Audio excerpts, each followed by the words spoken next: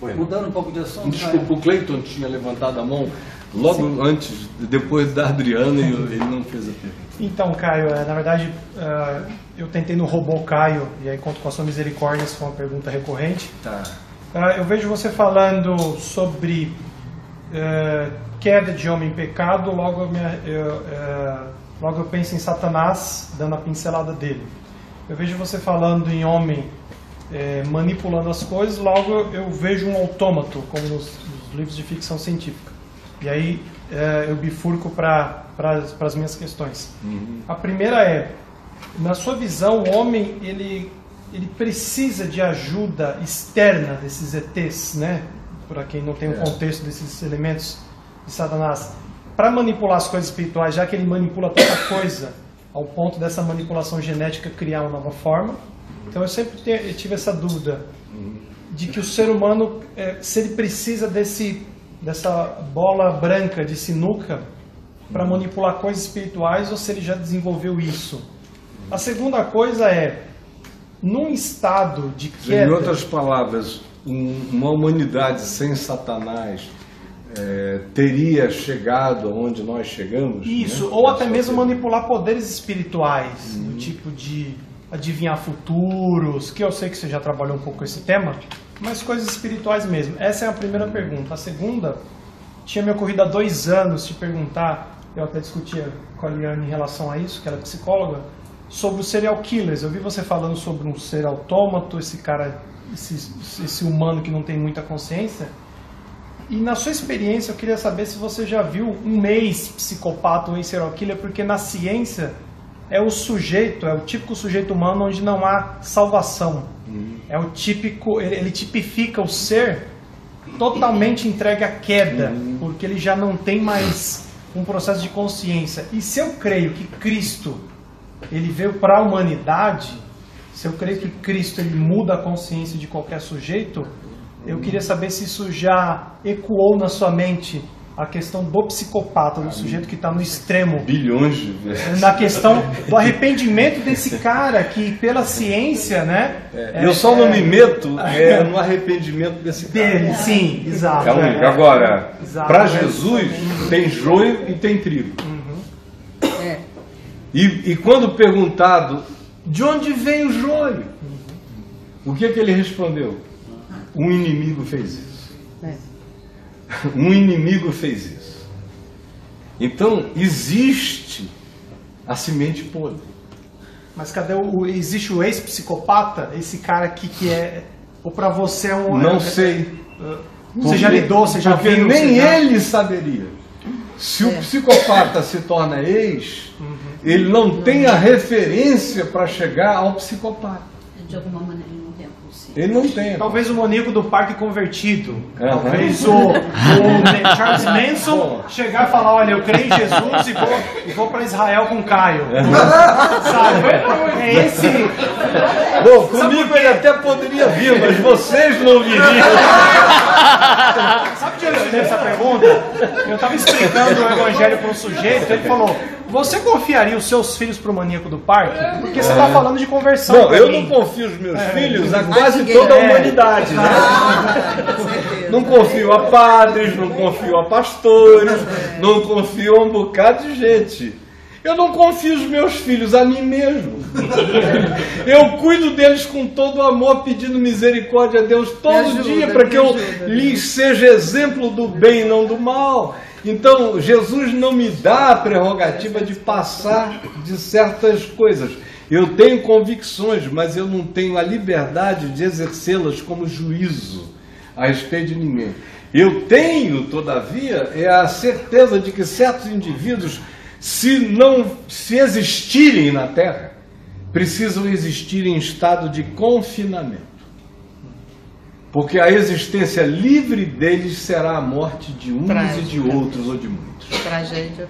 Porque sem esse confinamento, essa determinação de limitação, se eu não admitisse isso, eu estaria lutando contra o que eu vejo, por exemplo, dito na segunda epístola de Pedro e na epístola de Judas. O que se diz lá? de seres que deixaram sua própria natureza, deixaram sua própria dimensão, seguindo após outra carne, ou que abandonaram os seus domicílios, as suas dimensões, os quais Deus os tem presos em correntes eternas para o dia do juízo.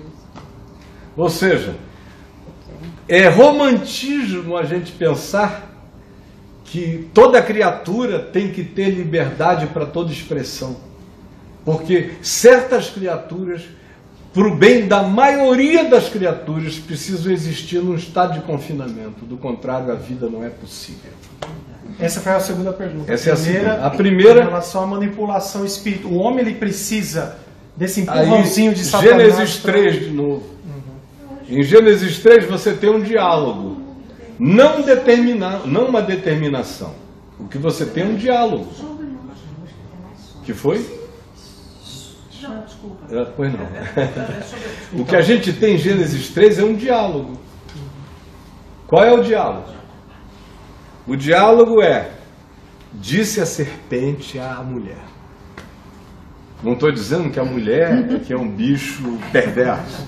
No texto de Gênesis, o diálogo começa, o interlocutor é a mulher. Mas é um diálogo, não é?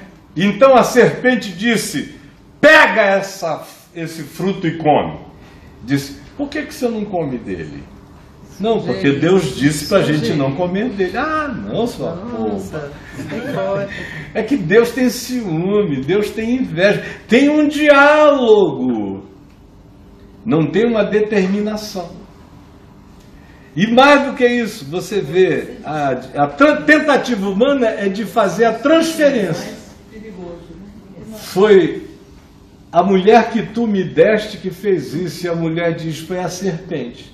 Então são duas perspectivas. Uma é a dialogal, de que existe algo alienígena ao homem que o provoca com regularidade. Agora, como disse Tiago, eu só sou suscetível a isso porque a cobiça habita em mim.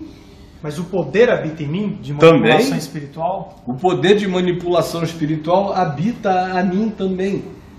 Agora, no texto de Gênesis é um diálogo. É uma relação que está em perspectiva. E só para concluir, também em Gênesis, você vê que quando Deus, por último, fala com a serpente, no texto de Gênesis 3, depois daquela cadeia de transferências: Adão, o que tu fizeste? A pergunta não é: Adão, pobre de ti, Adão, por que tu te entregaste? Não, a responsabilidade é de Adão, o que tu fizeste. Aí Adão diz: não foi a mulher que tu me deste. Aí a mulher diz: não, foi a serpente que tu criaste. Aí a serpente olha para trás, não tem ninguém. É isso. Ela a culpa da manipulação. Aí o Senhor Deus diz que a maldição do homem é uma, da mulher é outra, e da serpente é: comerás o pó da terra.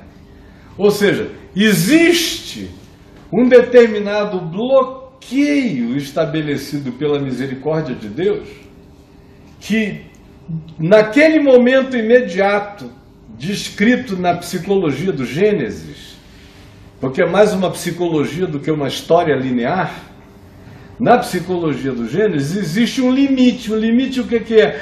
A serpente vai poder trabalhar, criar em cima exclusivamente da produção humana. Ou seja, do pó do andar do homem, da poeira do chão do nosso caminhar. Ela perdeu o poder de se antecipar no diálogo. A gente vai criando e ela pega da nossa produção e devolve a nossa produção exacerbada e renova o diálogo a partir daí, de modo que é um ciclo interminável. Então, Caio, nessa questão do ciclo interminável, porque você falou do primeiro Adão, do segundo Adão, e tudo é uma questão de consciência. E aí você no início falou da questão da mutação. que o caminhar indica uma tamanha mutação que essa gênese também será muito limitada. Então, como é que fica essa questão da intervenção divina, né, aí do segundo Adão, e que nós temos esse acesso? Qual é esse limite? Porque daí quando você fez a pergunta, né, da misericórdia de Deus em Jonas, me parece que nesse momento houve essa intervenção, que foi a mesma com a serpente. Aqui não.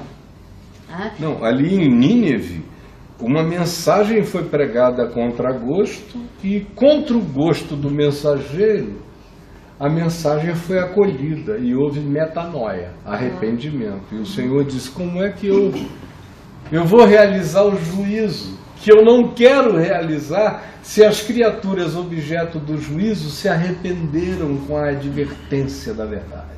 Tá, então aonde que está esse arrependimento nessa mutação que ela é contínua e que, cadê essa... Em indivíduos.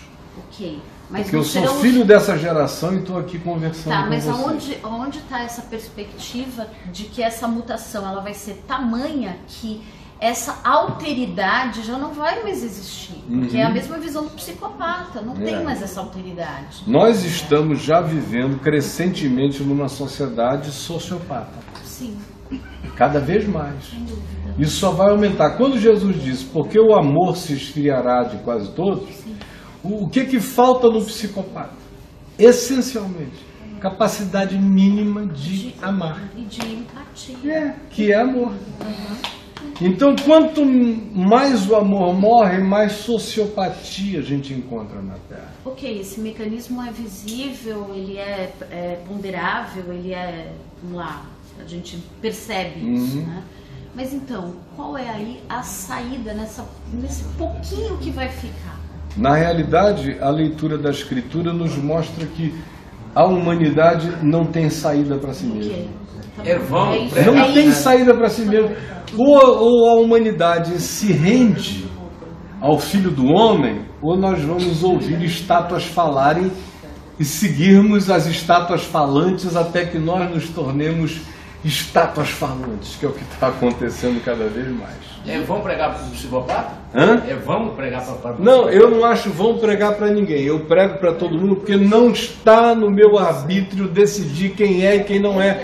Eu já vi tanta gente que eu achei que era psicopata e que se converteu, e já vi tanta gente que eu achei que era santa e se disfarçava na sua psicopatia, que o princípio de Jesus é: não psicopateis para que não sejais psicopatas. Outra frase para a camisa. Próxima camisa.